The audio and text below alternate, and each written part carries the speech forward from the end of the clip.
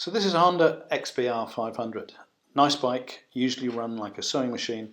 This one came in with a nasty noise. Didn't know where it was coming from, so it was time to have a look. The good news is that you can take the head and the barrels off the rest of the engine while it's still in the bike. And that's your cylinder head. Again, a bit carbony, but it doesn't look at the moment as anything terrible with that, but I need to get that to bits and have another look. The head comes to bits in a fairly straightforward manner. Keep yourself organised, you can't go far wrong. It's an interesting head in that none of the valves are parallel to any of the others. This is the radial head, and the arrangement for the rocker arms is a thing to behold. The valves cleaned up fairly well, even though these exhaust valves were slightly pitted. The inlet valves are in better condition, but all lapped in very nicely. Cylinder head cleaned up well, and while you have the thing in bits, it makes sense not only to replace the valve stem seals, but also to fit a new cam chain, which requires getting into the bottom half of the engine to release the bottom end of the cam chain. So far, no sign of any damage to account for the noises we're hearing, so it's on with the strip and the removal of the barrel.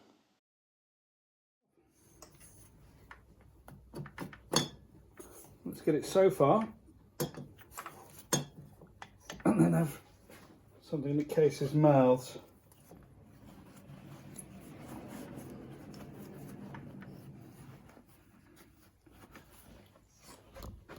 Nice and clean. Right, let's have the barrels right off and find out what's fucked. Well, first glance is not a lot. There's a really nice lead in, which means I probably won't need a ring compressor. The rings are behaving themselves, so we can remove the rag.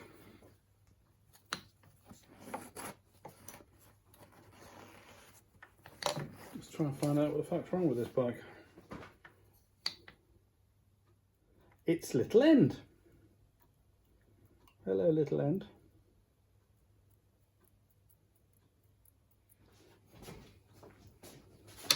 Right, here we go.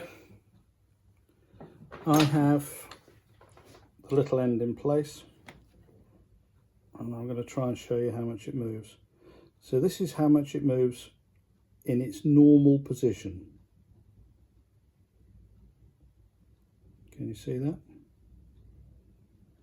Now if I slide it over to where you don't expect anywhere, there's just as much movement. So that tells me that the gudgeon pin is fine and the wear is in the little end. There, that's probably the easiest one for the camera to see because it's nearer to you now. That's horrible. The bad news is that this whole thing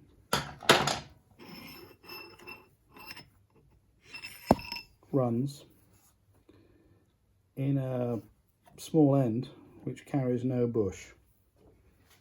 So what do you do next? So the wear in the little end will account for the horrible noises that the engine's been making. It's impossible to sleeve or bush the little end, and therefore the conrod is scrap. The big end is also blind and runs on a roller bearing, so the only way to replace the rod is to split the flywheels. This is a specialist job and it needs to be removed as a unit, and the flywheels and crank and conrod sent off to a specialist who will split the flywheels, replace the conrod and reassemble with a new big end and true it up and send it back as a unit to be refitted to the rebuilding in the bike. There you go. Big end's fine. They say you should replace the mains, but this looks perfect to me.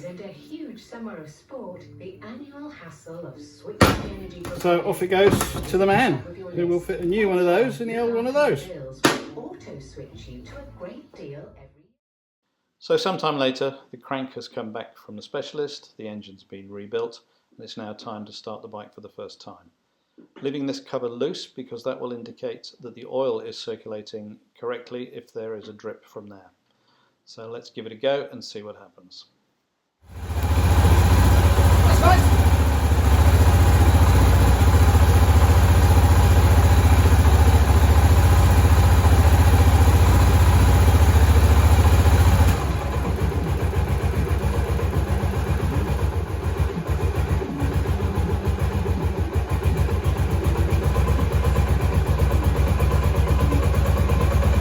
Very quiet engine, no mechanical noise. Lovely.